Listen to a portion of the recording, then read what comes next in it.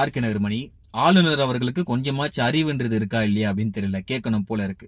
இது ஒன்னும் ஆளுநர் அவர்களோட வீட்டு பிரச்சனை கிடையாது, வீட்டுக்கு போய் பேசுறதுக்கு. தமிழ்நாட்டோட பிரச்சனை. தமிழ்நாட்டுக்கு சிஎம்மாக தளபதி விஜயானந்தா 2026 வரணும் அப்படின்னு சொல்லிட்டு தமிழ்நாட்டு மக்கள் 108 தொகுதியில வாக்களிச்சிருக்காங்க. அப்புறம் என்ன அறிவுன்றது கிடையாதா அப்படின்ட்டு நான் கேட்கலங்க.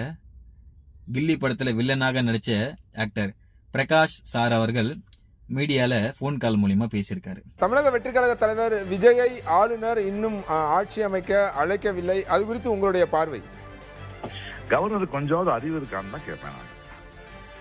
இதுல இருந்து என்ன தெரியுது அப்படின்னு பாத்தீங்கன்னாக்கா, எலெக்ஷன் நேரத்துல யாராலும் போட்டியிடலாம், யாராலும் குற்றச்சாட்டு வைக்கலாம், அது வேற, அது முடிஞ்சு போச்சு. ஆனா மக்கள் தேர்ந்தெடுத்த ஒரு தலைவர் தளபதி விஜயன் அவர்கள் தான்.